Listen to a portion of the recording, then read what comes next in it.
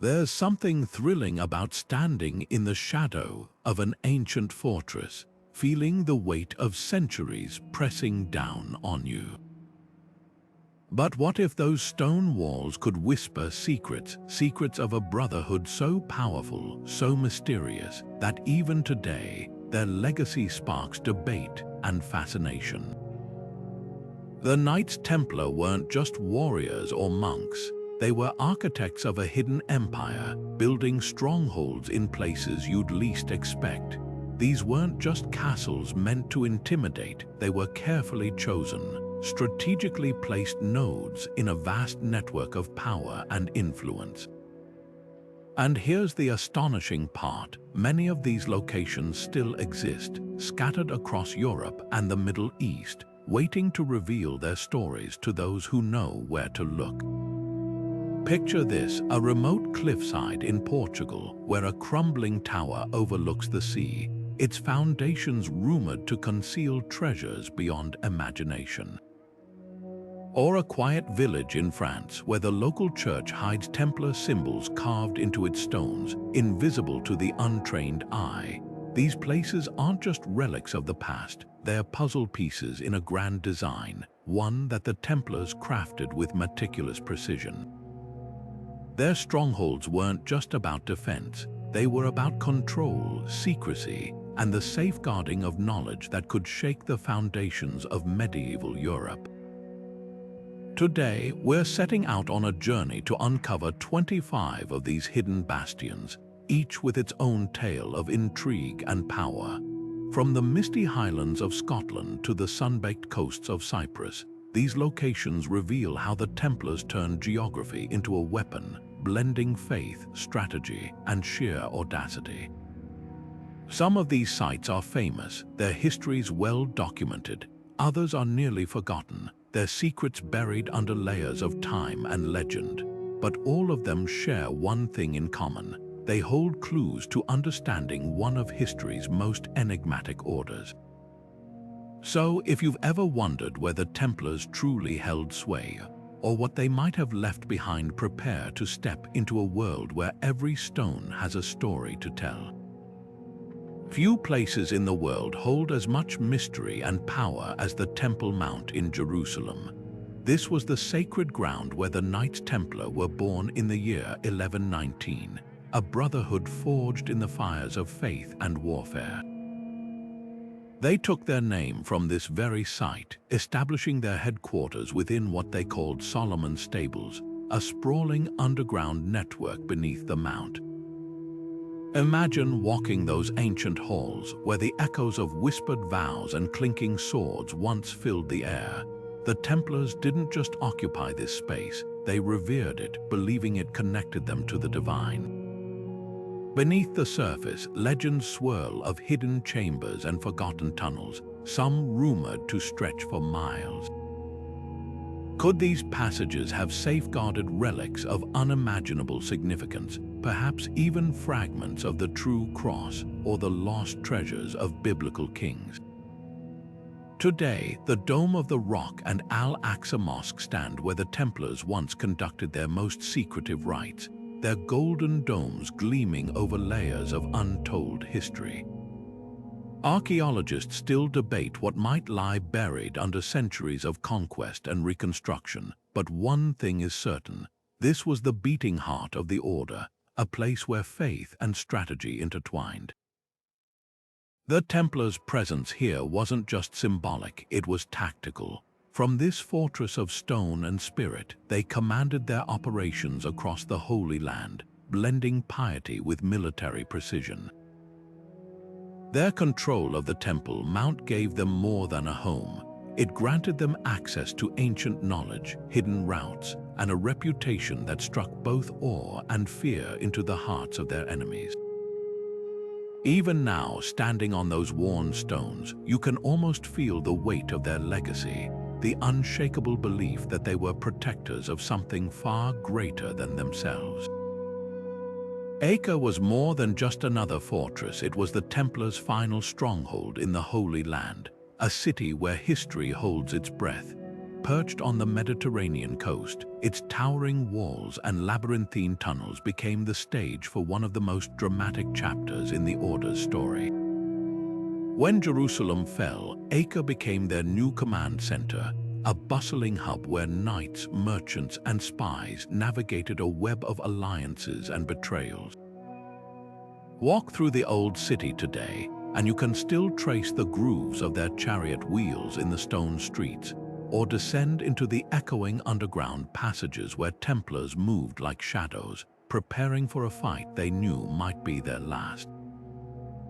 The siege of 1291 wasn't just a battle, it was an ending. For weeks, the Templars held out against overwhelming forces, their defiance etched into every arrow slit and barricade. Legends say that as the walls crumbled, a handful of knights escaped through secret tunnels, carrying with them sacred relics and untold secrets.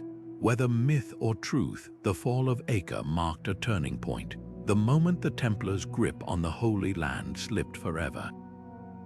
Yet the city never forgot them. Hidden beneath modern cafes and market stalls, remnants of their fortress still stand.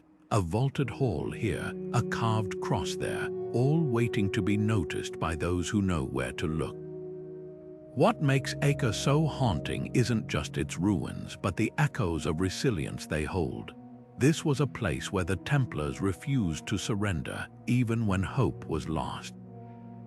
Their final stand here wasn't just about territory, it was about legacy. Today, as waves crash against the same seawalls they once defended, it's impossible not to wonder what might still lie buried in the silt below. Perhaps not gold or jewels, but something far more precious, the unbroken spirit of a brotherhood that shaped history. Rising from the cliffs of modern-day Israel like a sentinel carved from the earth itself, Shaytau Pelerin was a masterpiece of medieval engineering, a fortress so formidable, even time has struggled to erase it. Known today as Atlet Castle, this coastal stronghold wasn't just built to intimidate, it was designed to defy destruction. Picture walls 15 feet thick, towering over the Mediterranean, their stones fused with a mortar so durable that centuries of waves and wars have failed to fully dismantle them. The Templars didn't just construct a castle here, they created a near-mythical bastion, one that would become their last unbroken holdout in the Holy Land long after other strongholds had fallen. What made Shaytau Pelerin truly extraordinary wasn't just its brute strength, but its ingenuity. The knights harnessed the landscape itself as a weapon, positioning the fortress on a peninsula with sheer drops to the sea on three sides.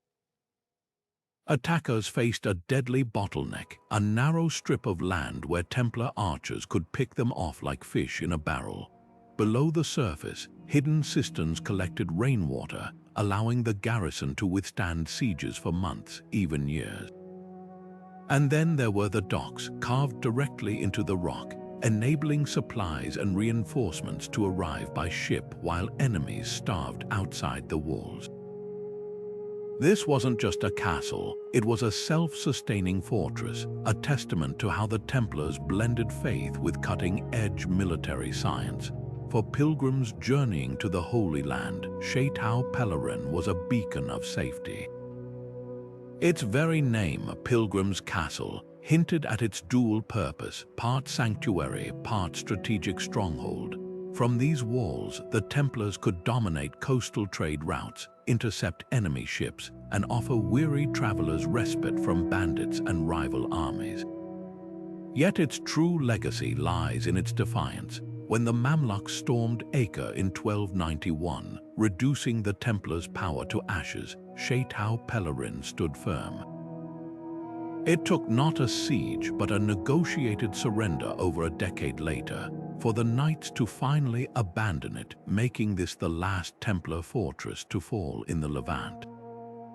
Today, wandering through its ruins, you can still trace the ghosts of its grandeur, the outline of the chapel where knights prayed, the grooves in the stone where gates once barred invaders, the silent harbor where Templar ships once anchored. The Israeli Navy now guards these waters, adding another layer to the site's storied legacy. But perhaps the most haunting detail lies beneath the waves just offshore. A submerged Templar village rests on the seabed, swallowed by an earthquake centuries ago. It's a fitting metaphor for the Order itself, a civilization half-remembered, its secrets waiting just beneath the surface, daring us to dive deeper. High in the mist-shrouded peaks of the French Pyrenees, Monsega stands like a silent sentinel, its crumbling walls clinging to a jagged limestone outcrop, defying both time and gravity. This wasn't just another medieval castle. It was a sanctuary for the persecuted, a stronghold so remote that its very location whispered of secrets. While history remembers Monsega as the last refuge of the Cathars, a Christian sect hunted to extinction by the Church, legends intertwine the fortress with another, far more mysterious brotherhood, the Knights Templar. Could this windswept citadel have sheltered not just heretics, but also fleeing knights carrying relics too dangerous to reveal? The climb to Monsega alone feels like a test of faith, a steep, winding path that mirrors the desperation of those who once sought safety within its walls. By 1244, the fortress had become a beacon for Cathars fleeing the Albigensian Crusade, a bloody campaign to purge dissent. But when the king's forces finally surrounded the mountain, cutting off all escape, the siege that followed became something darker, a slow, deliberate extinguishing of hope. Survivors spoke of strange rituals in the dead of night, of chests lowered by rope into hidden caves below the cliffs. And when the flames of the final pyre consumed over 200 souls, rumors ignited that something precious had slipped through the invaders' grasp. What makes Monsega so tantalizing isn't just its tragic history, but the whispers that linger in its stones. Local folklore tells of a hidden treasure of the Cathars, not gold or jewels, but sacred knowledge, perhaps even the Holy Grail itself. Some believe the Templars, with their networks of safe houses and underground routes, helped spirit it away before the siege reached its grim end. Walk through the ruins today, and you'll find eerie clues: a Templar cross carved into the bedrock, a chamber aligned with solstice sunbeams, tunnels that dead-end mysteriously. Archaeologists still debate whether these are traces of the Order's presence or mere coincidence, but one thing is certain: this fortress was designed to keep secrets. The true power of Monsega lies in its defiance. Even in ruin, it refuses to surrender its stories. As the wind howls through its empty arches, it's easy to imagine shadows moving just beyond the torchlight, knights in tattered cloaks, guardians of a truth too dangerous to die with them. Whether the Templars truly walked these cliffs may never be proven, but the mountain keeps its silence like a vow, and somewhere in the labyrinth of caves beneath, the past waits, patient as stone. Tucked away in the rolling hills of central Portugal, the Convent of Christ in Tomar isn't just another medieval relic, it's a living puzzle box of Templar secrets. This sprawling complex, now an UNESCO World Heritage Site, was once the beating heart of the Order's operations in Portugal, a country that became their sanctuary when persecution drove them from France. Step inside its iconic rotunda, and you're standing in what might be the Templars' most architecturally daring statement: a 16-sided chapel inspired by Jerusalem's Church of the Holy Sepulchre. The symbolism is impossible to miss. This was their attempt to recreate the sacred geometry of the Holy Land on European soil, a physical manifesto of their unbroken connection to divine purpose. But the real magic of Tomar lies in its layers. The convent's later Manuline additions, those intricate, sea-inspired carvings of ropes and coral, might seem at odds with the Templars' austere aesthetic, but they whisper of a fascinating transition. When the Order dissolved, Portugal's king simply rebranded them as the Order of Christ, allowing their influence to endure under a new name. those ornate windows and maritime motifs.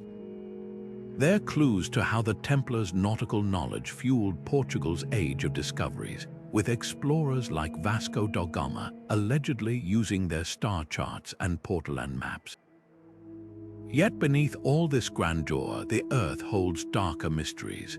Locals speak of a labyrinth of tunnels radiating from the convent, some rumored to lead to the nearby Almirall Castle, another Templar stronghold. In 2012, ground-penetrating radar revealed anomalies under the Charola, the rotunda's central chamber, suggesting hollow spaces that could be anything from crypts to sealed archives. Portuguese historians quietly speculate, could these chambers hold remnants of the Ark of the Covenant, said to have been smuggled from Jerusalem during the Crusades? Or perhaps the lost Books of Solomon, ancient texts that supposedly granted the Templars their uncanny financial and architectural prowess. The convent's caretakers neither confirm nor deny the rumors, but they'll point you to the enigmatic window of the chapter house, its stone carved with seaweed, anchors, and a single, glaring omission, the cross. Was this a coded message from Templar stonemasons or merely an artist's whimsy? The answer might lie in the convent's most overlooked feature, its alignment. During the summer solstice, sunlight pierces a specific slit in the rotunda, illuminating a now faded fresco. It's a celestial clock hidden in plain sight, a reminder that for the Templars, architecture was never just about walls and roofs. Every stone was a syllable in their silent language of power. Today, as tourists marvel at the Manuline detailing, few realize they're walking over a potential time capsule.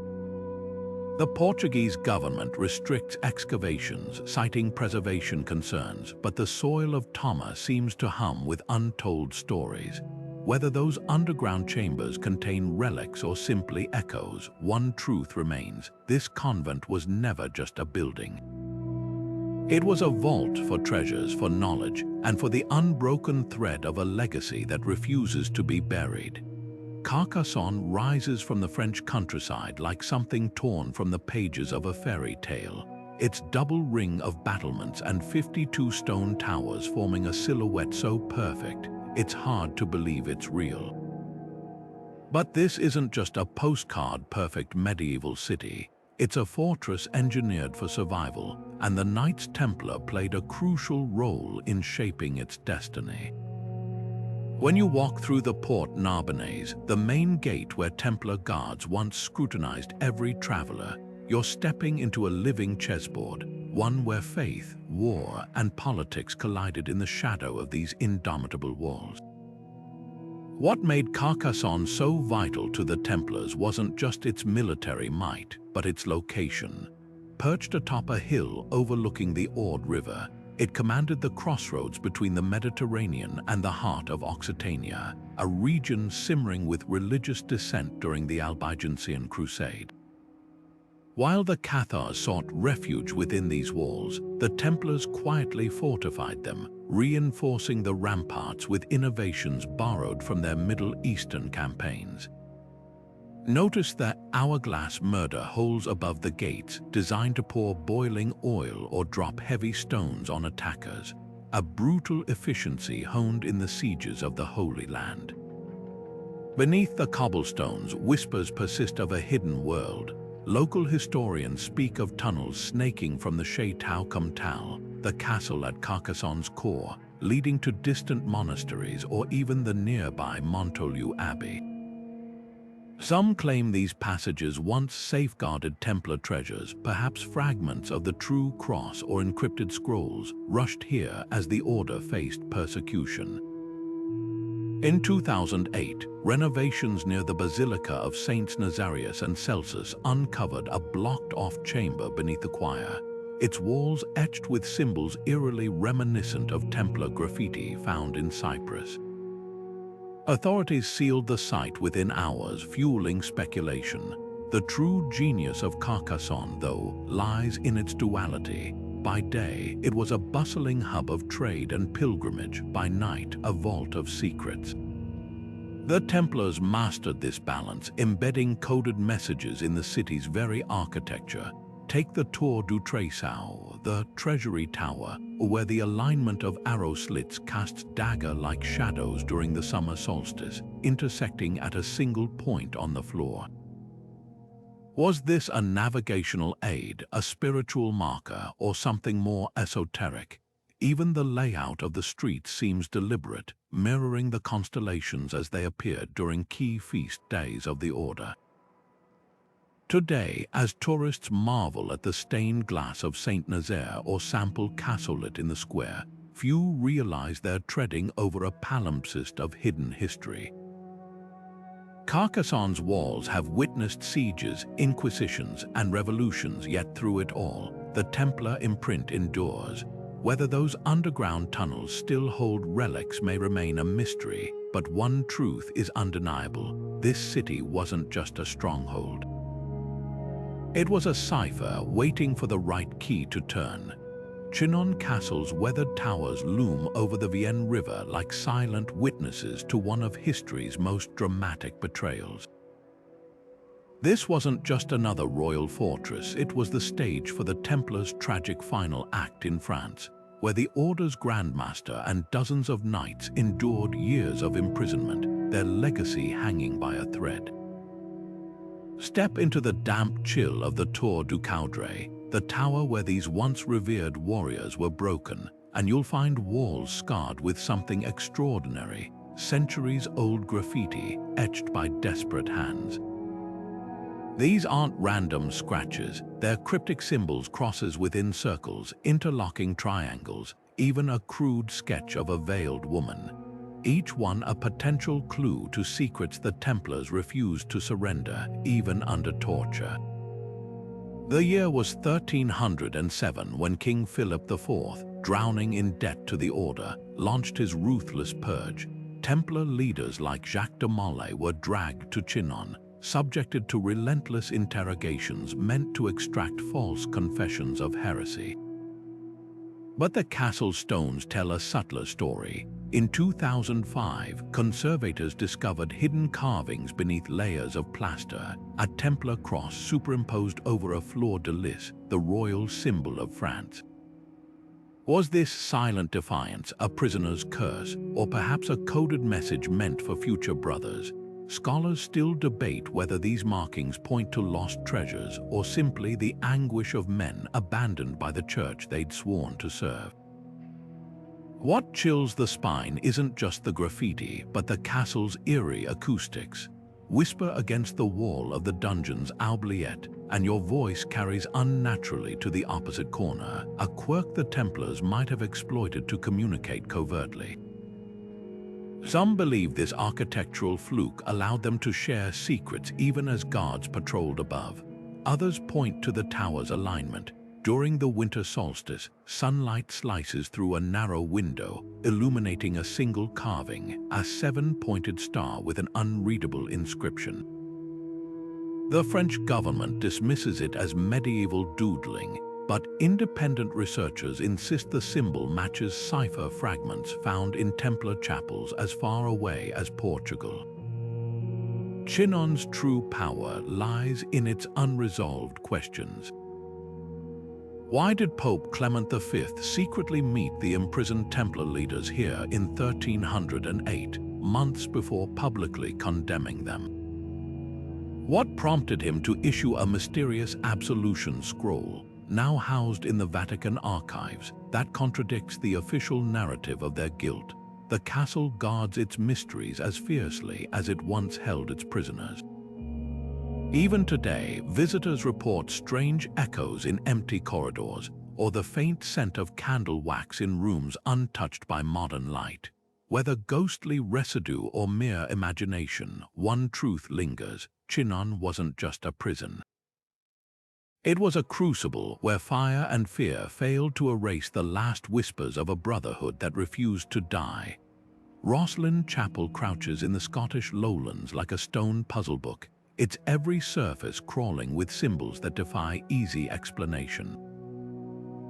Built in the mid-15th century, over a century after the Templars' official dissolution, this tiny church shouldn't have any connection to the order at all. Yet step inside and the evidence whispers otherwise. The ceiling erupts with hundreds of carved green men, pagan fertility symbols eerily reminiscent of Templar architectural motifs in France. Stone vines twist around Templar crosses hidden in plain sight, while a pillar near the altar shimmers with patterns matching the Kabbalistic tree of life, an esoteric diagram the Knights were known to study. How could a rural Scottish chapel, commissioned by the Sinclair family, hold such precise knowledge of forbidden Templar iconography? The answer might lie in the chapel's very foundations.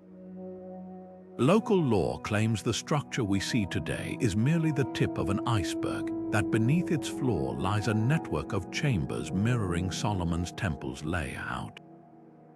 Ground-penetrating radar in 2016 revealed anomalous voids beneath the chapel, some aligned with the apprentice pillar, a column so intricately carved that legend says its young creator was murdered by a jealous master.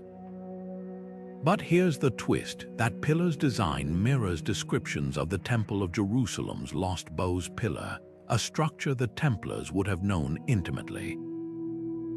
Coincidence or proof that Roslyn was designed as a symbolic replacement for their raised headquarters? Then there's the music frozen in stone. High on one wall, a series of cubes protrude at mathematical intervals. In 2007, a father-son team of musicians realized these cubes encoded harmonic ratios, a medieval musical score waiting to be played. The melody that emerged, dubbed the Roslyn Motet, bears an uncanny resemblance to Gregorian chants used by Templar chaplains. Was this a hidden hymn, a sonic relic preserved in sandstone? The chapel's custodians smile enigmatically when asked, pointing instead to the ceiling's constellation carvings, stars aligned not to the 15th century, but to the night sky as it appeared during the Templars' heyday in the 1200s. Of course, no discussion of Roslyn escapes the shadow of the Holy Grail. Dan Brown's The Da Vinci Code popularized the idea that the chapel guards the legendary cup, but older traditions suggest something more startling. In the crypt, a sealed chamber rumored to hold Templar documents has resisted all attempts at legal excavation. The Sinclair family archives hint at a different treasure entirely, not gold but knowledge. Scrolls salvaged from the burning of the Templar Paris preceptory, perhaps, or even fragments of the lost library of Alexandria, smuggled west via Templar trade routes. Whatever lies beneath Roslyn, the chapel's true power may be its ability to refract light through time, casting 14th century secrets onto 21st century walls. Visitors today often miss the most telling detail: the chapel's orientation. While Christian churches traditionally face east toward Jerusalem, Roslyn points slightly north, aligning perfectly with the winter solstice sunrise. On that shortest day, light pierces a narrow window, illuminating a single carving, a knight holding a chalice. Whether this is spiritual theater or something more profound, one thing is certain: Roslyn was never just a place of worship. It was a vault, a cipher, and perhaps most strikingly, a bridge between the Templars' shattered past and their enduring myth. Temple Church in London stands as a silent sentinel to the Templars' once unshakable influence, its circular nave echoing the sacred geometry of Jerusalem's Holy Sepulchre. Built in the 12th century as the English headquarters of the order, this isn't just a place of worship, it's a carefully crafted replica of the spiritual epicenter the Knights had sworn to protect.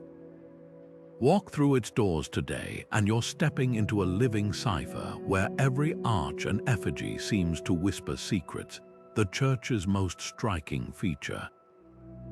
The 9 stone knights lying eternally at rest in the chancel, their weathered faces turned upward as if awaiting resurrection.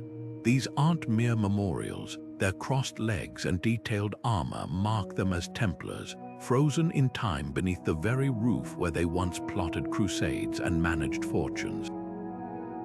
But it's the details that ignite curiosity. Notice how the oldest effigy clutches a broken sword, an anomaly historians still debate. Was this a symbolic gesture signaling the order's eventual downfall, or perhaps a clue pointing to hidden chambers beneath the church? In 2008, restoration work revealed something startling beneath the floor, a network of narrow passages radiating outward like spokes from the round nave.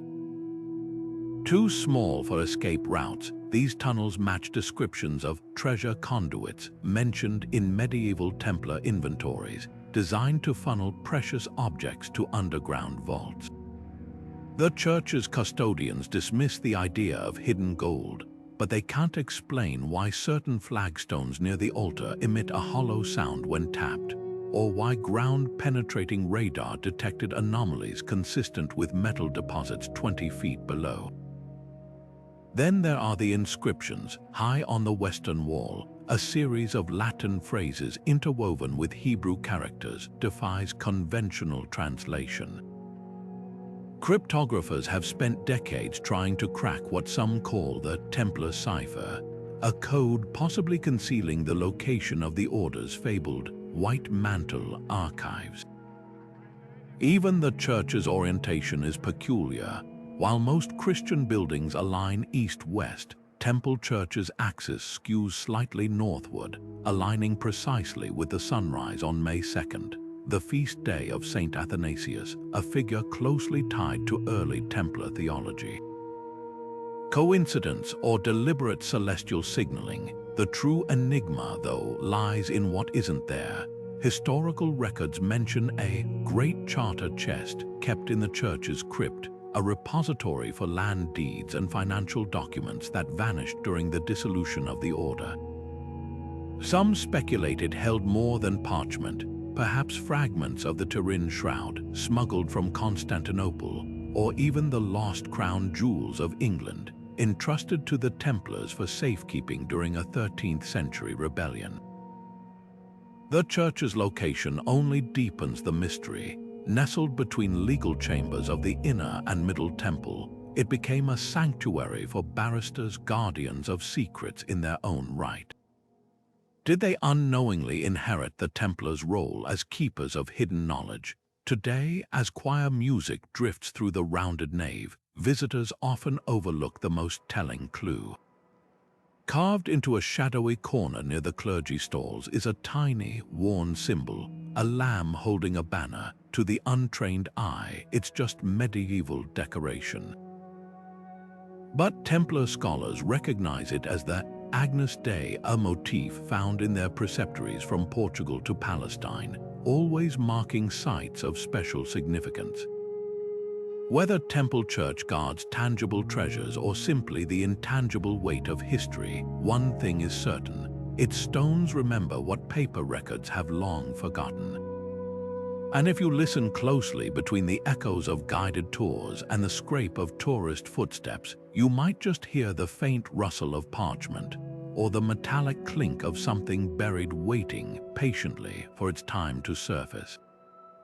Ponferrada Castle crouches above the Sil River like a stone lion, its jagged battlements still radiating the Templars' unshakable resolve.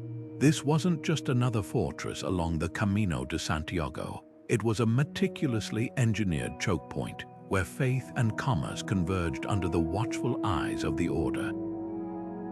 Built atop an ancient Roman stronghold, the castle's strategic genius reveals itself in layers.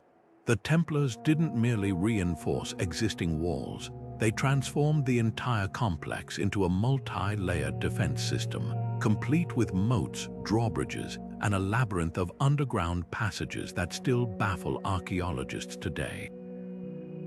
What made Ponferrada truly exceptional was its dual purpose. By day, it served as a sanctuary for weary pilgrims trudging toward Compostela, offering shelter, medical care, and even counterfeit coin detection, a notorious scam along the route. By night, it became a vault for something far more valuable: control over the region's iron and gold trade. The Templars taxed every merchant's wagon rolling through the Bierzo Valley, their knights patrolling hidden tunnels that connected the castle to riverside docks and distant monasteries. Some of these passages, rediscovered in the 1980s, still bear scorch marks from torches and grooves where treasure-laden carts once rumbled. But the castle's most intriguing feature lies hidden in plain sight: the enigmatic Templar zodiac. Carved into the keystone of the armory's archway, 12 cryptic symbols spiral outward, not traditional astrological signs, but a unique cipher blending Celtic knots with Hebrew letters. Scholars argue whether this was a navigational aid for pilgrims, a financial ledger encoded in stone, or perhaps something more mystical. Local legends speak of a lost chamber beneath the courtyard where the knights conducted initiation rites by candlelight, its walls painted with a star map mirroring the night sky over Jerusalem. Recent thermal imaging has only deepened the mystery. Scans reveal hollow spaces behind the chapel's altar, their dimensions matching descriptions of the Order's portable field reliquaries. Could Ponferrada hold fragments of the true cross, entrusted to the Templars for safekeeping? Or was its true treasure the system itself, a blueprint for how to wield both spiritual and economic power across a continent?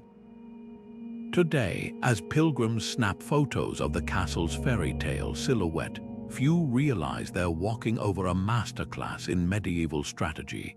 Every arrow slit, every hidden cistern, every sloping wall designed to deflect boulders tells a story of minds who understood that true strength lies not just in stone, but in silence and the patience to let history whisper when it's ready. La Rochelle's harbor stretches toward the Atlantic like an open hand, its ancient quays whispering of clandestine departures and vanished fortunes. This wasn't just another medieval port, it was the Templars' lifeline to the sea, a bustling nexus where faith, commerce, and secrecy converged. By the 13th century, La Rochelle had become the Order's primary maritime stronghold, its docks teeming with ships bearing not just pilgrims and spices, but something far more precious: the Templars' vast wealth. The city's strategic position gave them control over trade routes stretching from England to the Mediterranean, but its true significance emerged in their darkest hour. When King Philip IV moved to destroy the Order in 1307, legends insist La Rochelle became the staging ground for their most audacious vanishing act. Eyewitness accounts from the period describe a flurry of activity in the days before the mass arrests: unusually large cargo loads, midnight sailings, and ships departing with sealed holds. The most tantalizing rumor, that 18 galleys laden with Templar treasures slipped away under cover of fog, destined for uncharted shores. Maritime historians still debate whether this lost fleet carried gold, sacred relics, or something more intangible. Encrypted archives detailing the Order's financial networks and secret alliances. What's undeniable is the port's unique infrastructure. Beneath La Rochelle's cobbled streets, a network of vaulted cellars stretches toward the waterfront, storage spaces perfect for hiding chests or documents during hasty evacuations. Some connect to tunnels rumored to reach the Tour de la Chaine, a fortified tower where Templar guards once monitored every vessel entering the harbor. The city's architecture hides clues in plain sight. Walk past the Gross Horlock, the medieval clock tower that once served as the port's main gate, and you'll notice an odd detail. Its face displays 24 hours instead of the traditional 12. Was this a nod to the Templars' famed maritime clocks, which used celestial navigation to keep time at sea? Even the layout of the old town feels deliberate: streets radiating from the harbor like spokes, allowing swift movement of goods or escape routes under siege. Modern sonar scans of the bay have revealed anomalies on the seabed, rectangular shapes that could be shipwrecks or submerged strongboxes, though silt and tides have thwarted recovery efforts. La Rochelle's true legacy might lie in what didn't happen: When royal forces finally seized the city, they found the treasury nearly empty, no hoarded gold, no stacks of land deeds. Only a single cryptic ledger survived, its pages listing ship names like La Lune and Le Temple, beside coordinates matching locations as far-flung as Nova Scotia and the Azores. Whether these were trade routes or treasure maps remains one of history's great unsolved riddles. Today, as fishing boats bob where Templar galleys once anchored, the Atlantic wind carries echoes of a question. Did the order truly fall, or did it simply retreat into the waves, guarding its secrets beneath the endless roll of the tides? Just off the Syrian coast, where the Mediterranean glitters like shattered glass, Arwad Island rises from the waves, a speck of land no larger than a medieval village, yet once one of the Templars' most impenetrable redoubts. Today, its sun-bleached houses and fishing boats paint a sleepy picture, but beneath this tranquil surface lies a history of desperate last stands and whispered conspiracies. The island's strategic genius was its isolation, a natural fortress surrounded by deep waters where a handful of knights could hold off entire armies. When mainland strongholds like Shaytau Pelerin fell, Arwad became the Templars' final toehold in the Levant, a place where their legacy flickered like a candle in the wind before vanishing into legend. What made Arwad indispensable wasn't just its defenses, but its role as a maritime nerve center.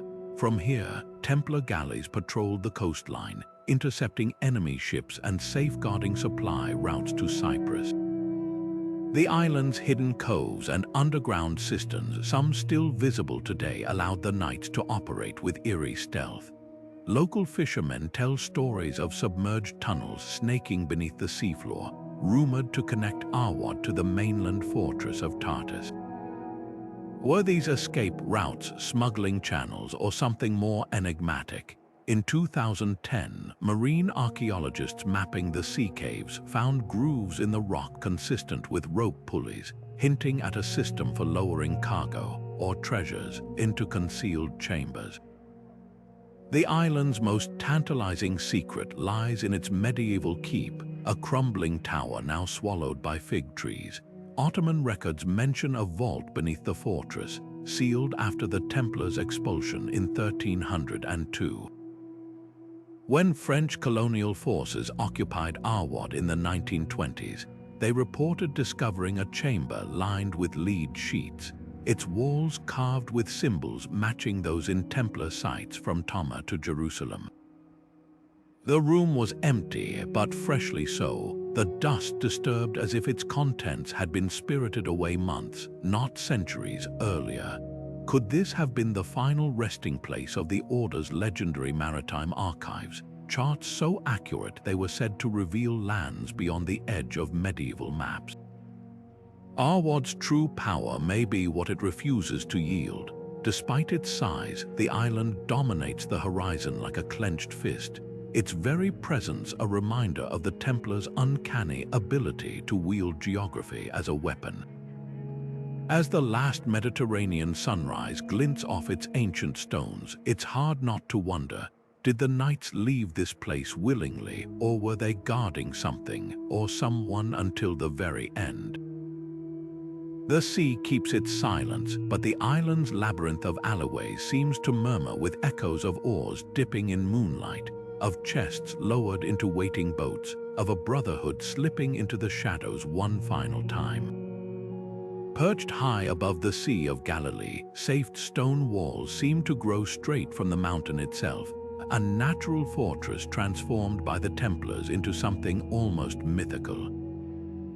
This wasn't just another military outpost, it was a watchtower with a view stretching from the Mediterranean to the Golan Heights, a vantage point so commanding that on clear days, sentries could spot dust clouds from approaching armies hours before they arrived.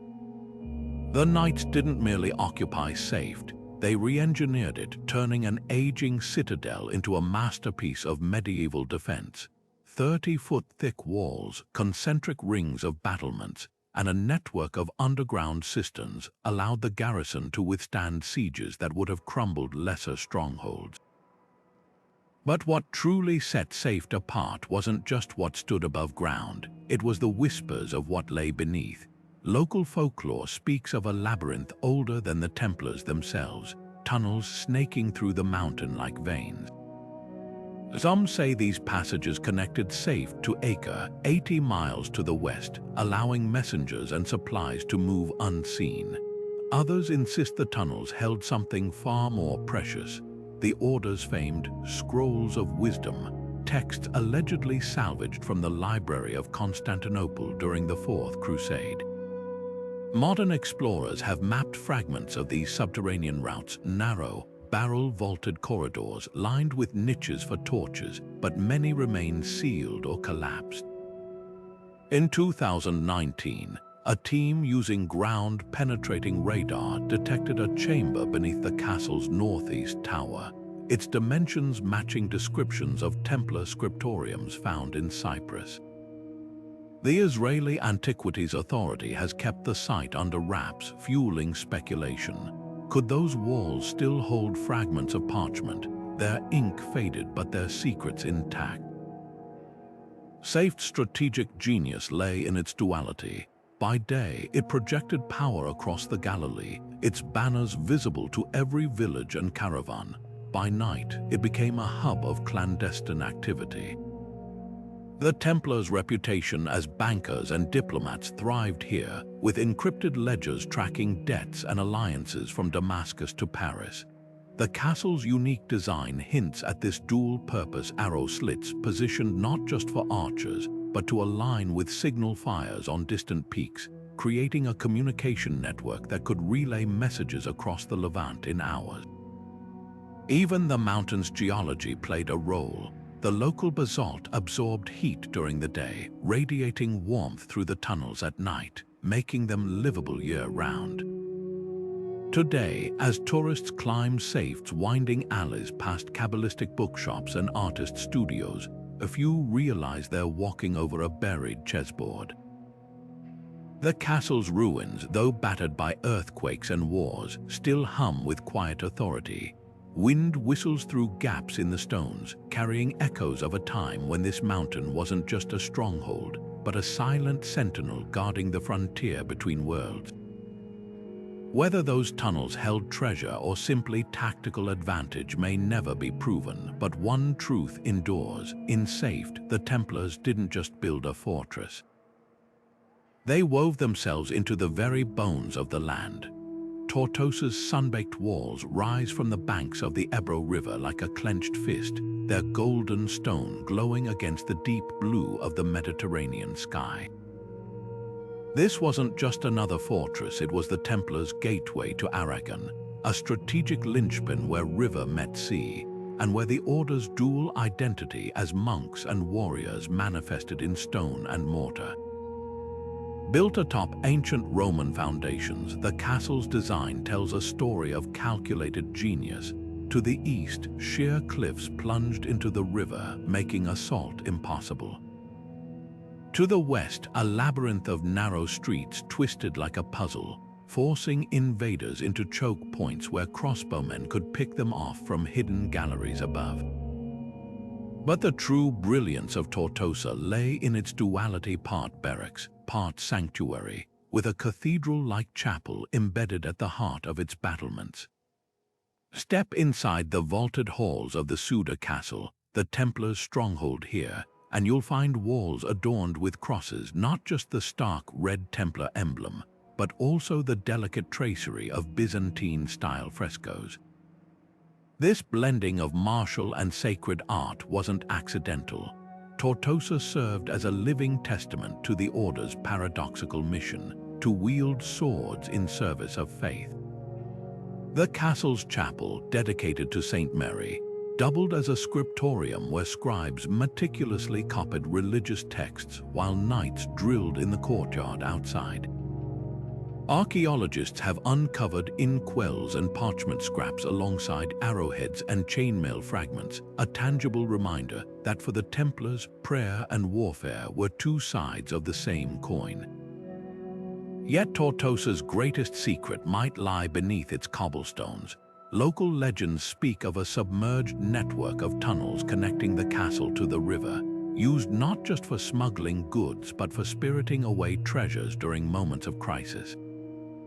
In 2014, construction near the old docks uncovered a sealed chamber lined with lead, a telltale Templar method for preserving documents from dampness. Though the room was empty, its walls bore charcoal sketches of ships and strange starburst patterns matching nautical charts from the Order's lost maritime archives. Was this a cache for gold or a hiding place for something more elusive, perhaps the famed Scrolls of Tortosa, rumored to hold herbal remedies and celestial navigation techniques borrowed from Arab scholars? The city's strategic value extended beyond its walls. From Tortosa, the Templars controlled traffic along the Ebro Delta, taxing salt and silk shipments that flowed inland from Valencia and Barcelona. Their presence here ensured Aragon's kings remained allies, granting the Order unprecedented autonomy. Walk the castle ramparts at dusk, and you can almost hear the echoes of multilingual bargaining Catalan merchants, Moorish traders, and Templar officials haggling over tariffs in the shadow of watchtowers. This wasn't just a military outpost, it was a bustling economic engine, proof that the Order's power stemmed as much from ledgers as from lances. Today, as swallows dart between the battlements, Tortosa's layers reveal themselves slowly. The castle's Moorish-era cisterns still hold water, their brick arches mirrored in the modern art museum now housed within. The chapel's rose window, though damaged, casts fractured light onto stones once trod by knights and pilgrims alike. And if you press your ear to the right wall in the old treasury, some claim you can hear the river's whisper, a reminder that this fortress was never just about holding ground. It was about controlling the flow of history itself, one guarded secret at a time.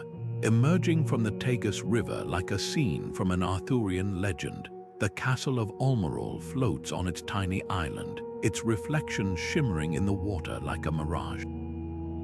This isn't just another medieval fortress, it's a Templar time capsule, perfectly preserved in its isolation. Built in the 12th century atop ancient Lusitanian ruins, Almirall's strategic position was no accident.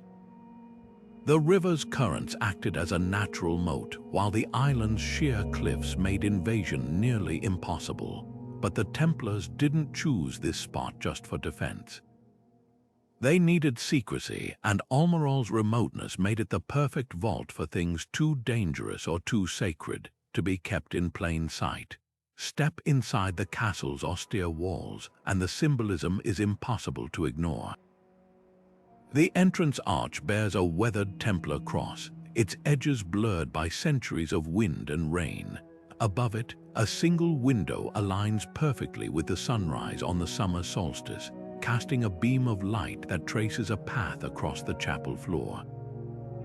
Local historians argue this was more than celestial decoration. It may have served as a clandestine calendar, marking dates for covert gatherings or rituals.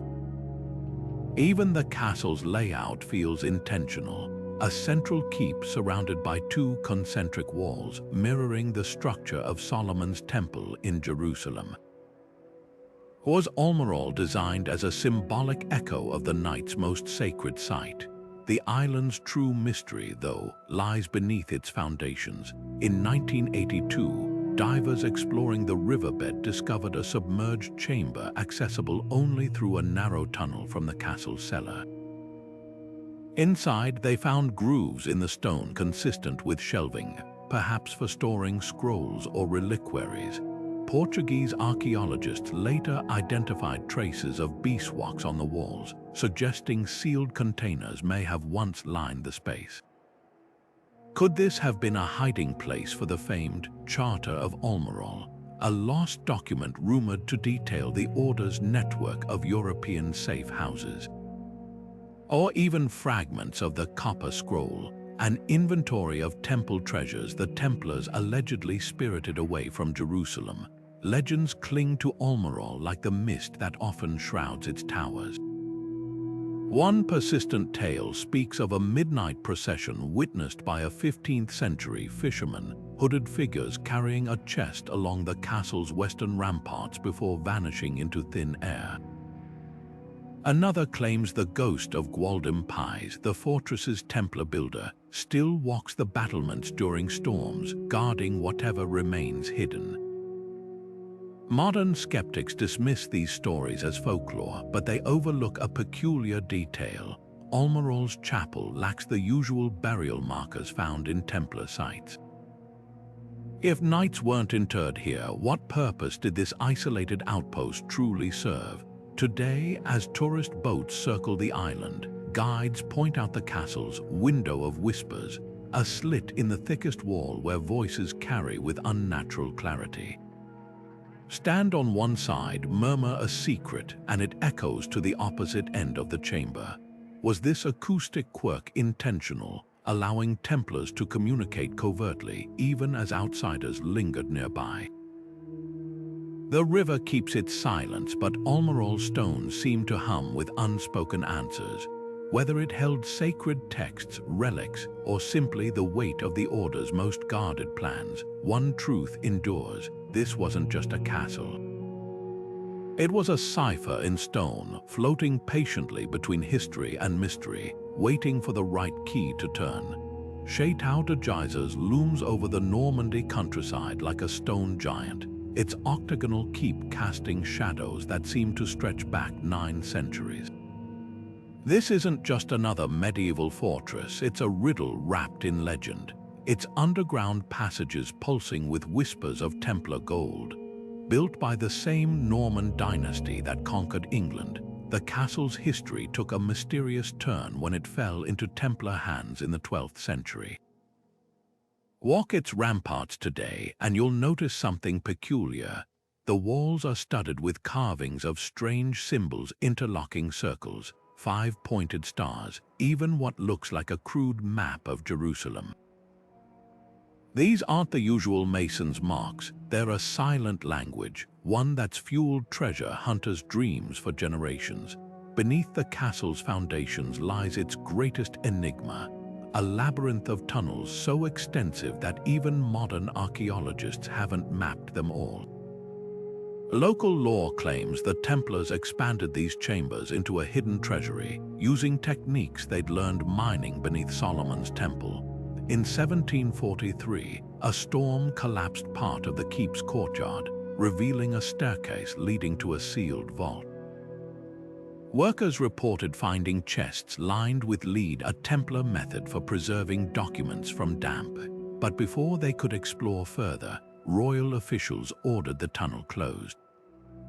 The incident spawned rumors that the French crown had secretly recovered something of immense value, though no records exist to confirm it. The castle's most tantalizing clue lies in its chapel. High on the wall above the altar, a fresco depicts not Christ or saints, but a lone knight kneeling before a gnarled tree.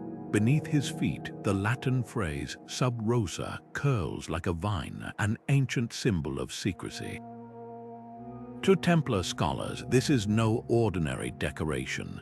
The tree's branches mirror descriptions of the Oak of Geyses, a centuries-old tree in the nearby forest where, according to 18th century chronicles, a farmer once uncovered a cache of Templar coins beneath its roots. Was this fresco a coded message, pointing to hidden wealth scattered both within and beyond the castle walls? Geyses' true fascination lies in its contradictions.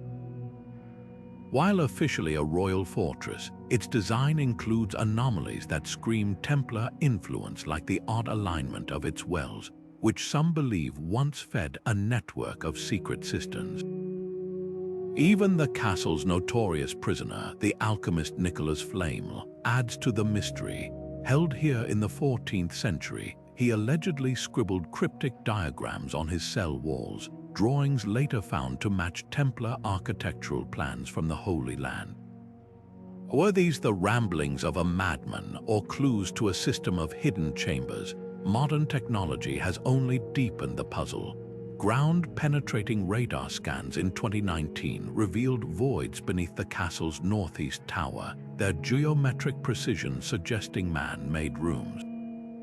But permission to excavate remains elusive, as if the French government prefers to let sleeping legends lie. Perhaps that's Geyser's ultimate lesson. Some secrets aren't meant to be uncovered. As twilight paints the castle stones gold, it's easy to imagine shadows moving where no shadows should be, guardians of a truth buried so deep, even the earth itself seems reluctant to give it up. Crac des Chevaliers isn't just the greatest Crusader castle ever built. It's a monument to the blurred lines between rival orders, a place where the Templars and Hospitallers may have shared more than just battle plans. Perched on a lonely ridge in western Syria, this colossal fortress dominates the horizon like a stone titan. Its concentric walls and towering keeps designed to withstand anything an army could throw at them. While history credits the Hospitallers as its primary architects, whispers persist of Templar influence in its construction, particularly in the castle's ingenious water systems and hidden escape tunnels. Walk through its vaulted halls today and you'll notice subtle clues: a Templar cross etched into a cornerstone here, a chapel fresco blending both orders' iconography there.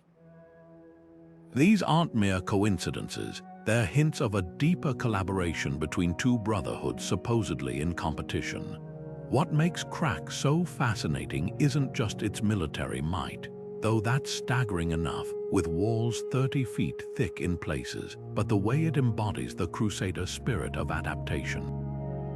The castle's design borrows from Byzantine, Arab, and European traditions, creating a hybrid fortress unlike anything else in the medieval world.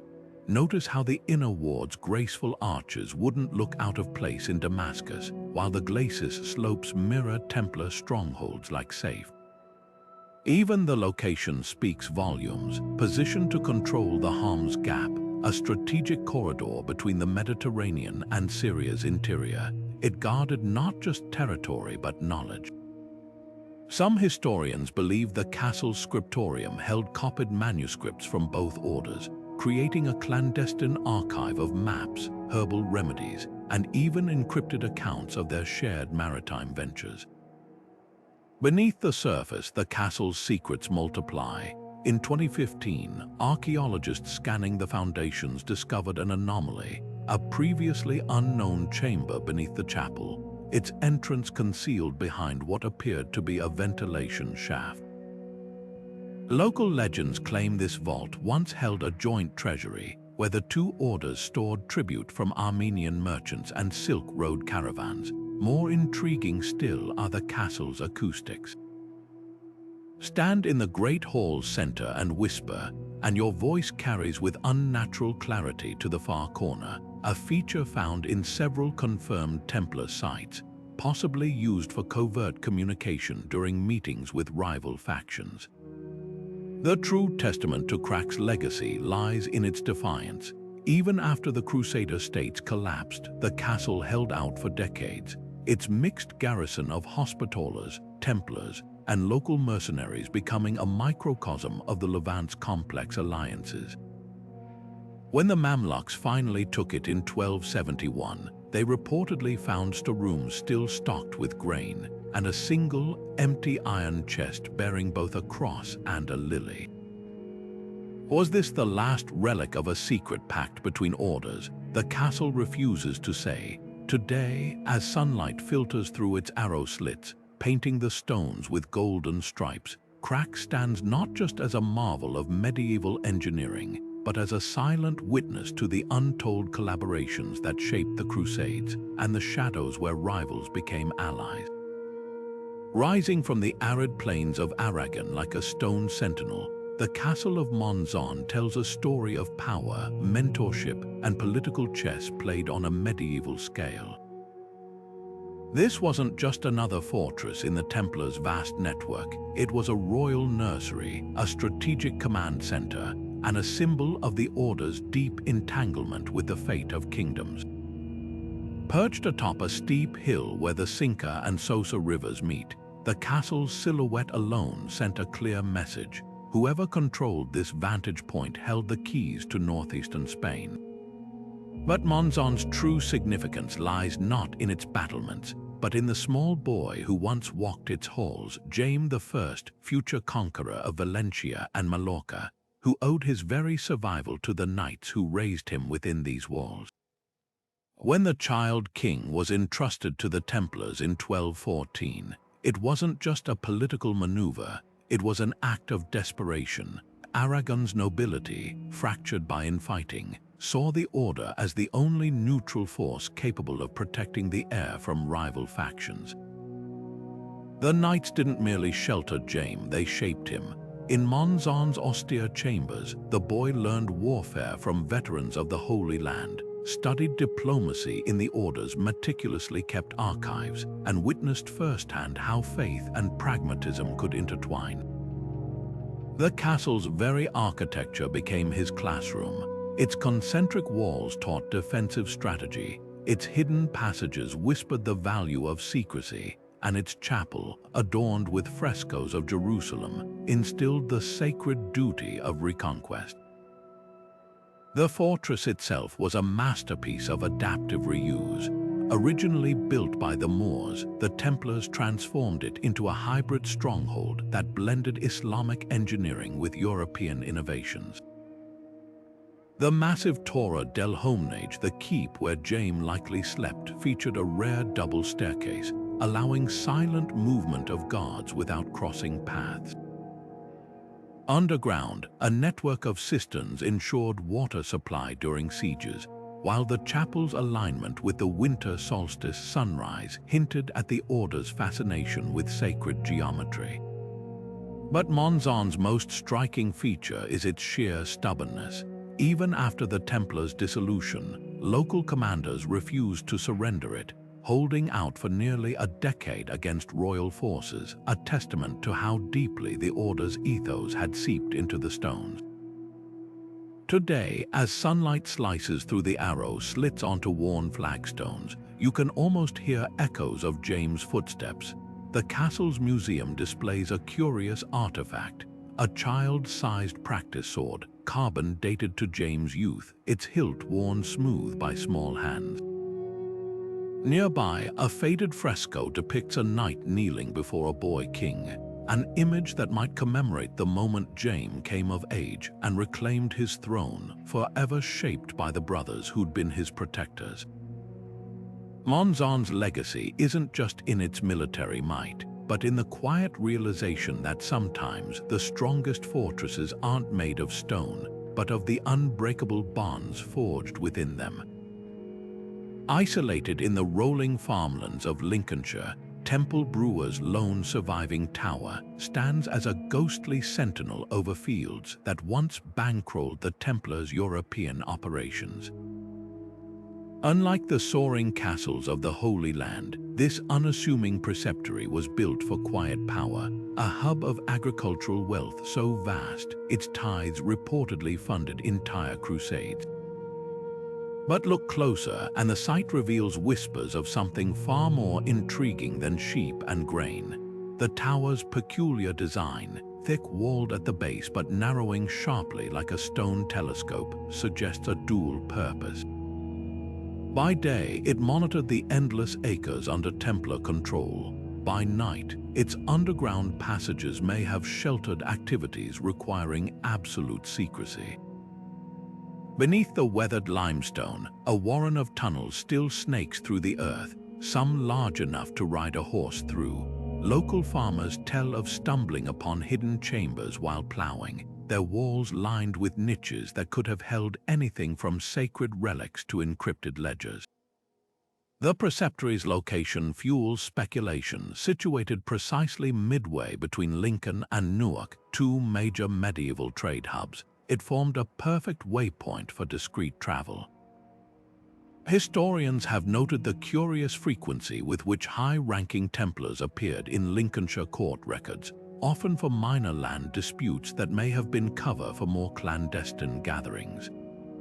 Was Temple Brewer a clandestine meeting place for the Order's inner circle? Far from prying royal eyes, the tower's architectural quirks deepen the mystery. Its spiral staircase twists counterclockwise, a defensive feature allowing right-handed defenders to swing swords freely, but also aligns with certain stars on the summer solstice. In 2018, archaeologists using ground-penetrating radar detected a rectangular void beneath the chapel's foundations, its dimensions matching descriptions of the Order's portable field treasuries.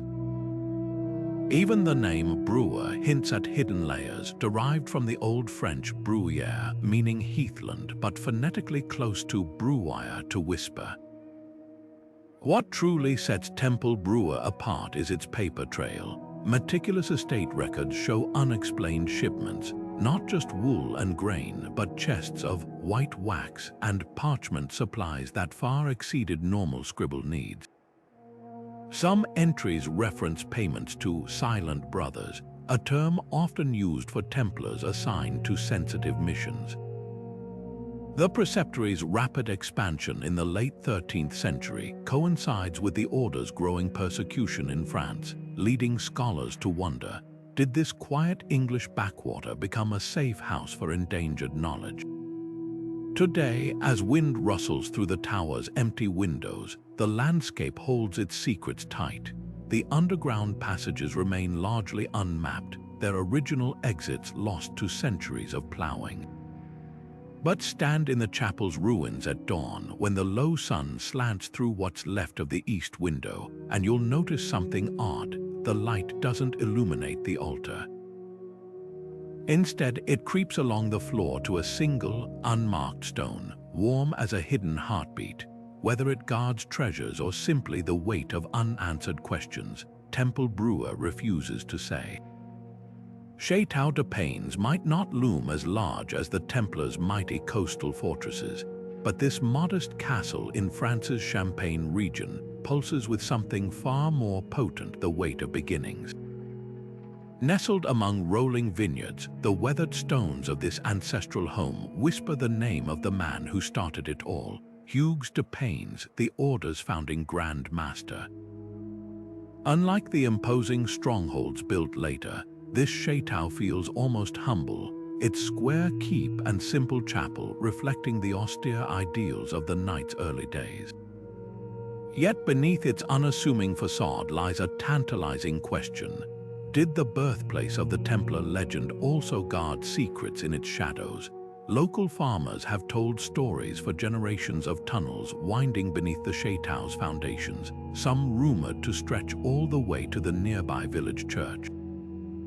In 2017, ground-penetrating radar scans revealed anomalies, hollow spaces with geometric precision, too orderly to be natural formations.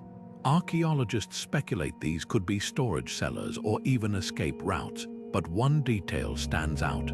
The tunnel's alignment mirrors descriptions of underground passages beneath Hugues' later headquarters in Jerusalem. Was this a prototype for the subterranean networks that would become a Templar hallmark? The Shaytau's chapel offers another clue.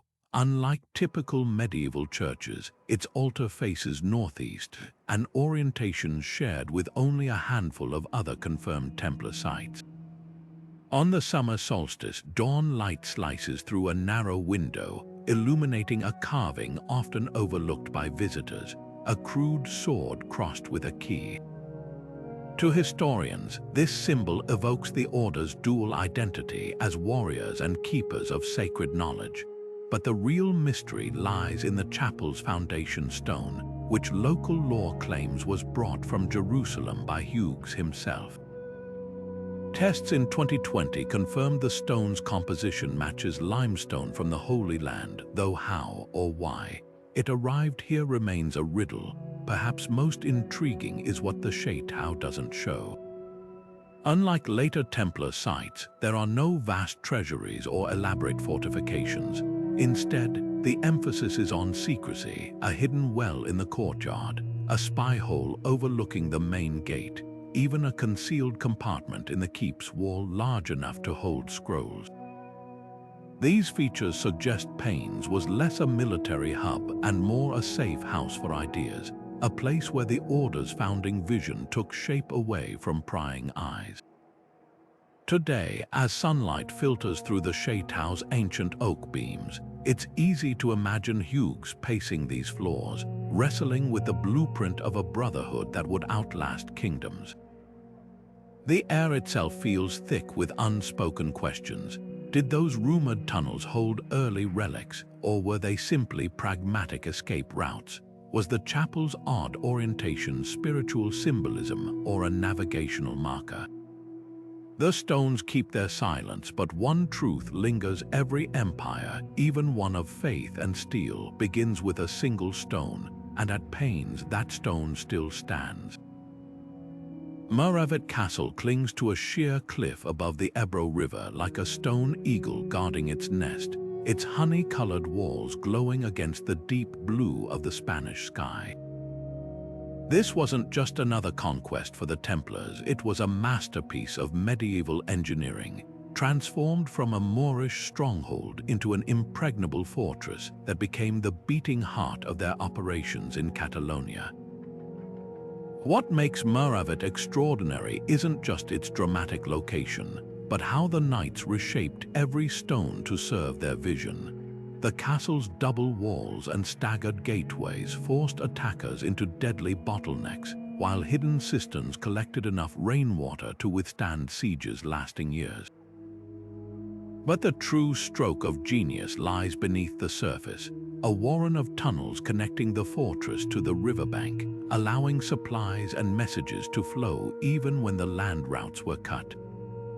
Stand in the castle's chapel at dawn, and you'll notice something peculiar. The windows align perfectly with the sunrise on the feast day of St. George, the Templars' patron. This celestial calibration wasn't accidental. Miravet served as both military stronghold and spiritual beacon, its very architecture reflecting the Order's dual nature as warriors and monks. The chapel's acoustics amplify whispers to uncanny clarity across the nave, a feature found in several Templar sites that may have facilitated covert communication during services. Local historians point to another curious detail. The keep's foundation stones bear chisel marks matching those in Jerusalem's Temple Mount, suggesting some masons may have worked on both sacred sites. The castle's strategic value went far beyond defense. From this vantage point, the Templars controlled river traffic along the Ebro, taxing every merchant barge carrying wool, salt, and olive oil between Aragon and the Mediterranean. Their ledgers, some miraculously preserved in Barcelona's archives, reveal an unexpected side business. The Knights operated a sophisticated banking system here, issuing letters of credit to traders that could be redeemed as far away as Marseille or Genoa. This financial network turned Miravet into a medieval Wall Street, where faith and commerce intertwined seamlessly. Legends cling to Miravet's stones like the morning mists that rise from the river. One persistent tale speaks of a secret chamber discovered during renovations in the 1800s, its walls lined with lead sheets and empty except for a single iron chest. When opened, the chest allegedly contained nothing but a handful of white sand and a parchment fragment bearing the words, "The river remembers." Was this a Templar time capsule, a coded message, or simply an old hoax? The castle's caretakers smile and change the subject when asked, but they'll point you to an odd feature in the commander's quarters, a narrow shaft descending from the floor that aligns with the North Star. Some say it was a medieval observatory, others whisper it marked the entrance to a vault still waiting to be found. What truly sets Miravet apart is its endurance. When the Templar Order was dissolved, the knights here refused to surrender, holding out for nearly a year against overwhelming forces. Even after their defeat, the castle's new masters kept its systems running unchanged, a testament to how perfectly the Templars had adapted to this landscape. Today, as swallows dart between its battlements and the Ebro's waters mirror the changing skies, Maravet stands not just as a relic of the past, but as a silent witness to the Order's most enduring triumph. The ability to weave themselves so thoroughly into the fabric of a place that even time couldn't erase their imprint. The river still flows, the stones still stand, and the whispers of those white-cloaked knights still seem to echo in the castle's hidden corners, waiting for the right listener to hear their story. Templacum feels like a village frozen in time, its thatched cottages and winding lanes whispering of a past far more dramatic than its sleepy present suggests. Nestled in the English countryside of Somerset, this unassuming hamlet holds a secret, one that connects it to the Templars' most enigmatic legends. In 1945, a local carpenter made a startling discovery while repairing the roof of a former Templar preceptory, a painted wooden panel depicting a haunting, bearded face eerily reminiscent of the Shroud of Turin. The artifact, now known as the Templacum head, ignited debates that still simmer today. Is this a medieval copy of Christianity's most famous relic, hidden away by knights fleeing persecution? Or something even more mysterious, a visual cipher left behind by a brotherhood skilled in the art of secrecy? The panel's craftsmanship offers tantalizing clues. Carbon dating places it between the 12th and 14th centuries, squarely within the Templars' active years. Stylistically, it bears striking similarities to Byzantine icons the Order would have encountered in the Holy Land, particularly in its use of ochre and gold leaf. But it's the painting's peculiar features that intrigue researchers: the closed eyes, the absence of a halo, the faint trace of what might be bloodstains along the hairline. Unlike traditional depictions of Christ, this image feels less like a devotional piece and more like a document. Some scholars suggest it could be a rare example of a Veronica, a cloth said to bear the miraculous imprint of Jesus' face, which the Templars were rumored to have safeguarded alongside the shroud. Beneath the village's quaint surface, the Templar footprint runs deep. The preceptory where the panel was found once controlled vast farmlands, its tithes funneling wealth to the Order's overseas campaigns. Local records speak of white-cloaked knights using the site as a way station between London and the Devon coast, where Templar ships docked with cargoes from France and Iberia.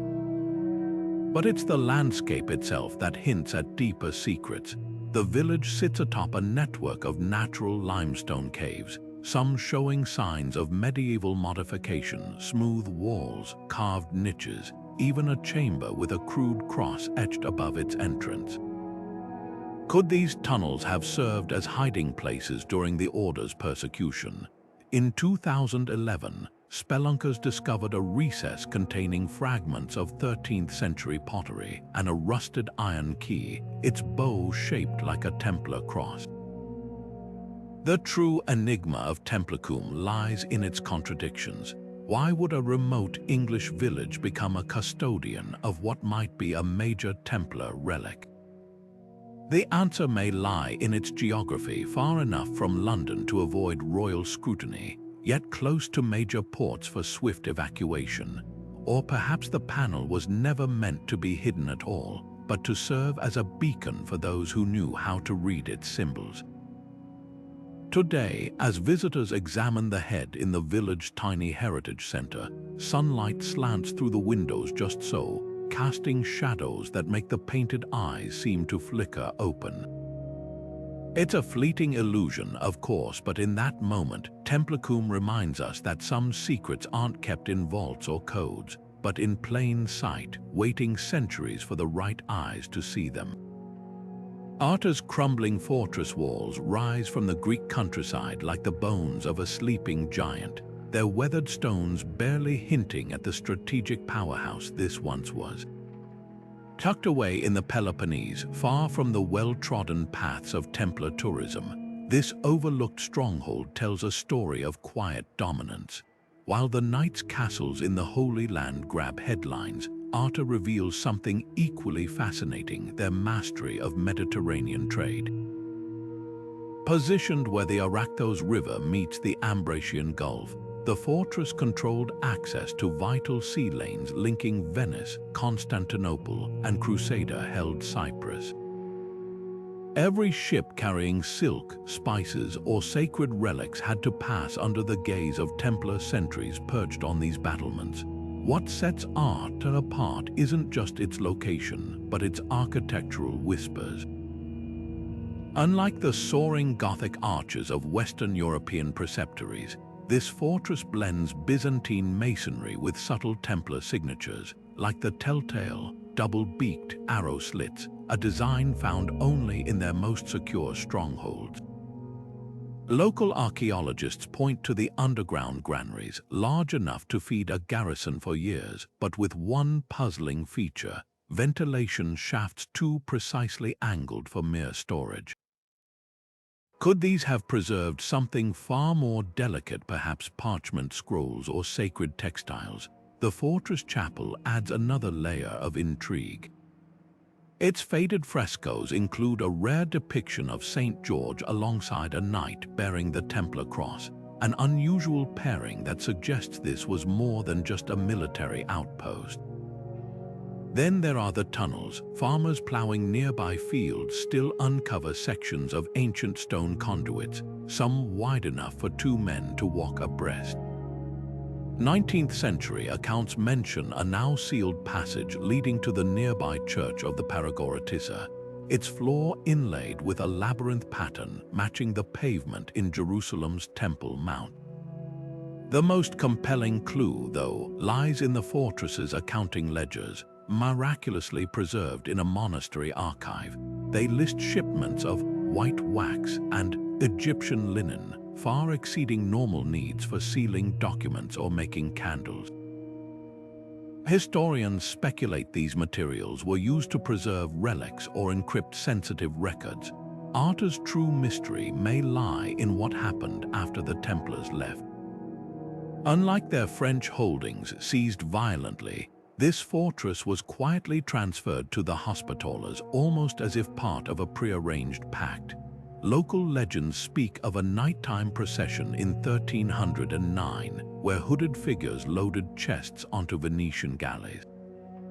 Were these treasures, or something more dangerous like the Order's famed maritime charts, detailing secret trade routes and safe harbors? Today, as the ruins bake under the Greek sun, their stones seem to hum with unsung stories. The fortress may be forgotten by most, but its silent corridors still guard the echo of a question.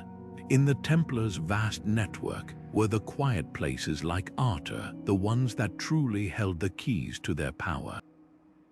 Shaytau de la Commanderie hides in plain sight, its sun-bleached walls blending seamlessly into the French countryside near Avignon. Unlike the towering fortresses of the Templars' heyday, this rural commandery was built for discretion rather than dominance, a fact that makes its secrets all the more intriguing. Beneath its deceptively simple barns and dormitories lies a warren of cellars so extensive, 19th century wine merchants reportedly got lost for days mapping them. But these aren't just storage vaults. The lowest level holds a chamber unlike any other Templar site, its walls covered in symbols that defy categorization, part alchemical, part astrological, with strange looping scripts that resemble Coptic or early Arabic. In 2019, a team from the Sorbonne analyzed the pigments and made a startling discovery. The red ochre used matched samples from Jerusalem's Temple Mount excavations, suggesting whoever painted these brought materials or knowledge from the Holy Land. Local folklore paints an even more vivid picture. Village elders still recount tales passed down since the Middle Ages of hooded figures carrying torches into the commandery's orchards on moonless nights, returning empty-handed by dawn. In 1987, a farmer plowing nearby unearthed a lead casket just 18 inches below the surface. its interior lined with beeswax and containing 9 silver coins minted in Acre during the Crusader era. The find sparked rumors of a larger cache, but subsequent searches found only one more curious artifact, a rusted iron key with a barrel shaped like a Templar cross, now displayed in the Avignon Archaeological Museum. The commandery's true genius lies in its dual identity. Above ground, it functioned as a model agricultural center, its tithes funding Templar operations across Provence. But architectural clues hint at a clandestine side. The chapel's orientation skews 5 degrees off true east, an anomaly shared only with a handful of other confirmed Templar sites, and its single stained glass window casts a dagger of light that, during the winter solstice, pierces a tiny hole in the opposite wall to illuminate a carving of a lamb holding a banner. This precise alignment couldn't be accidental, yet its purpose remains debated. Some scholars believe it marked dates for covert gatherings. Others insist it was a symbolic representation of the Order's sacred mission. Recent thermal imaging has only deepened the enigma. Scans reveal hollow spaces beneath the courtyard, not the rough voids of collapsed tunnels, but geometric chambers with what appear to be dividing walls. The most tantalizing lead emerged in 2021, when archivists in Marseille uncovered a 14th century merchant's diary mentioning the White Monk's underground river near La Commanderie. Could the Templars have tapped into an ancient aquifer, creating a secret waterway to move goods or escape persecution? Divers exploring the region's subterranean rivers have reported carved niches matching descriptions of Templar waymarkers, but no definitive proof has surfaced. What lingers most about La Commanderie isn't just its physical secrets, but the palpable sense of unfinished business. Unlike grand castles where every stone seems to shout its history, this humble compound whispers. The very air feels thick with unspoken stories of midnight meetings in the root cellar, of encrypted messages passed beneath the chapel's floorboards, of treasures or truths buried just beyond reach. As twilight paints the commandery's walls gold, the line between past and present blurs, leaving visitors with one irresistible thought: some doors aren't meant to stay closed forever. Ponferrada Castle rises above the Camino de Santiago like a stone sentinel, its jagged silhouette a testament to the Templars' genius for turning history into armor. Built atop ancient Roman foundations, this fortress wasn't just renovated by the knights, it was reimagined, its walls absorbing centuries of military wisdom into a single, impenetrable design. Walk through its gates today and you're stepping into a masterclass in medieval adaptation. The Templars didn't merely patch the old Roman walls, they wove them into a new defensive tapestry, layering Romanesque strength with Gothic innovation.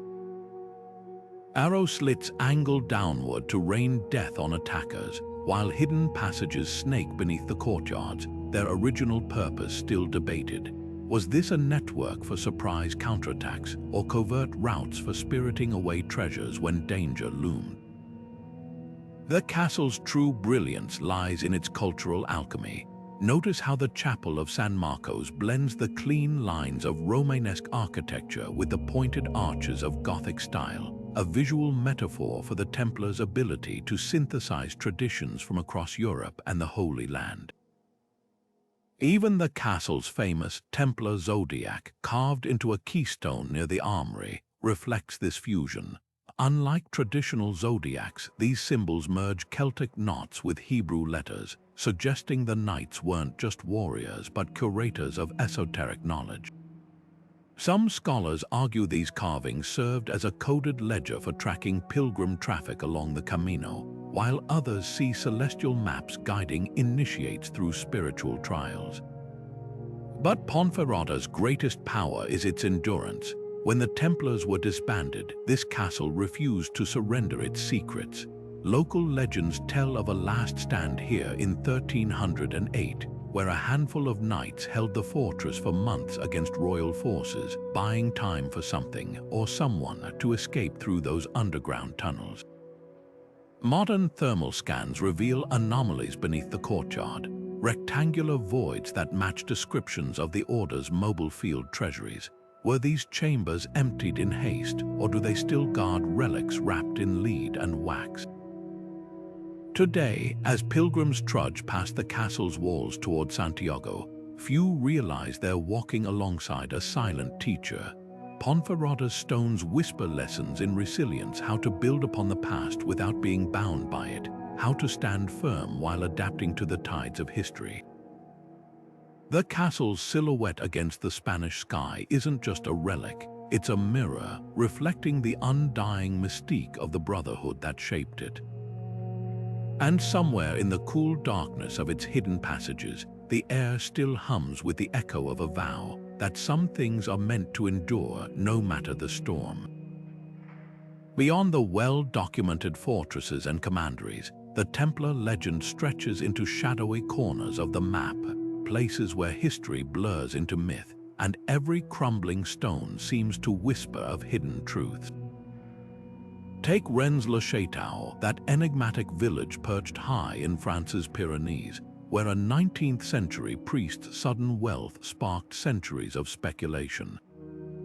Beneath its modest church, rumors swirl of sealed crypts and encoded parchment, some claiming to reveal the locations of Templar treasures smuggled from Jerusalem. The priest Bérenger Saunier reportedly spent nights excavating the hillside, uncovering artifacts so unsettling, he allegedly refused to speak of them on his deathbed. Could this quiet mountain enclave have been a final repository for relics deemed too volatile for even the most fortified strongholds? Then there's Oak Island, the windswept Nova Scotia Isle, where generations of treasure hunters have chased whispers of a money pit protected by booby traps and cryptic stone markers. While skeptics dismiss it as a colonial-era hoax, Templar enthusiasts point to the island's peculiar parallels with known Order sites: triangular rock formations mirroring Templar seals, oak beams carbon dated to the 13th century, and most tantalizingly, a 16th century map allegedly showing the island marked with a red cross. Could this have been a bolt hole for knights fleeing persecution, their famed maritime skills guiding them to this remote haven? The Scottish Highlands add another layer to the mystery. On the Isle of Mull, locals speak of a cave system beneath Dun Ara Castle, its walls scratched with symbols matching Templar graffiti found in Cyprus.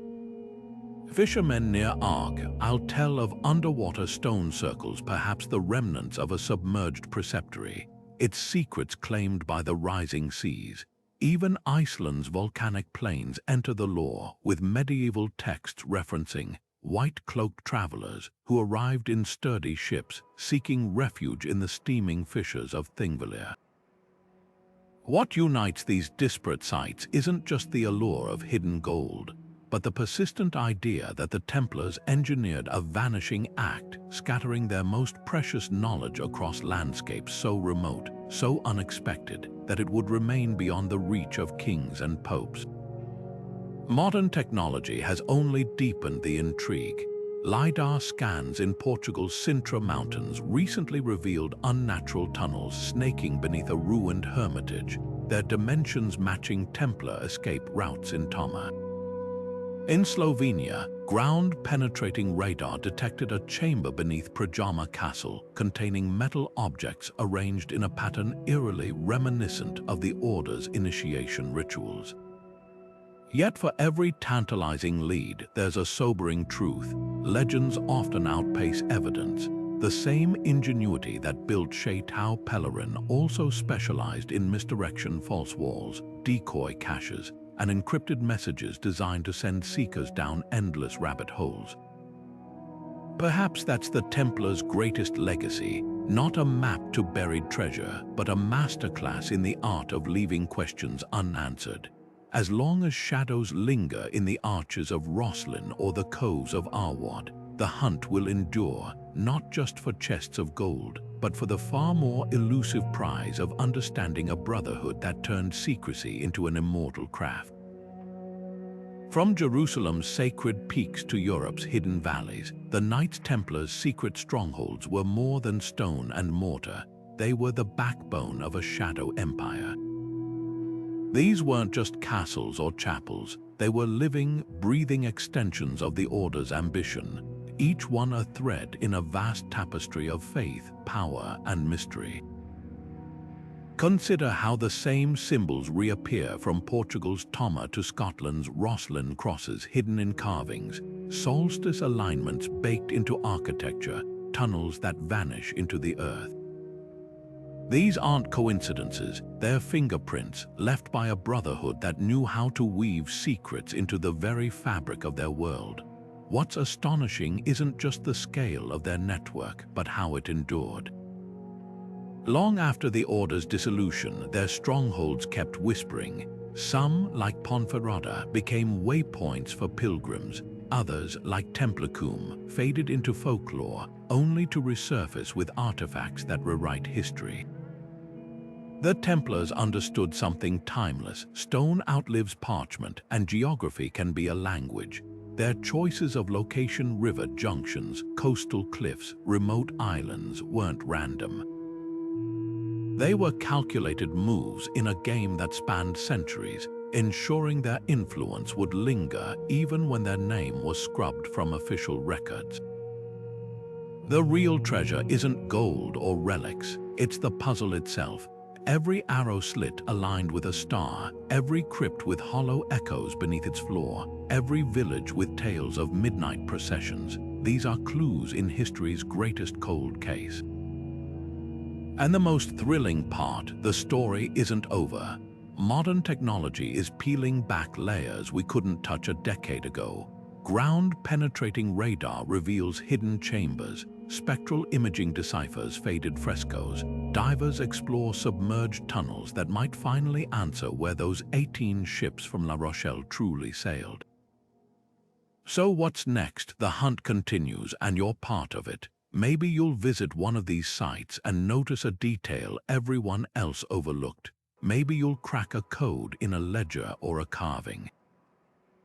Or maybe you'll simply stand in a Templar chapel at dawn, watching sunlight trace a path that hasn't changed in 800 years, and feel the weight of all that's still unsaid. The past isn't dead, it's just waiting for the right moment to speak. Hit that like button if you're hooked on the mystery. Subscribe to join us as we chase more shadows from history, and drop your wildest Templar theories in the comments. Who knows, the next big discovery might start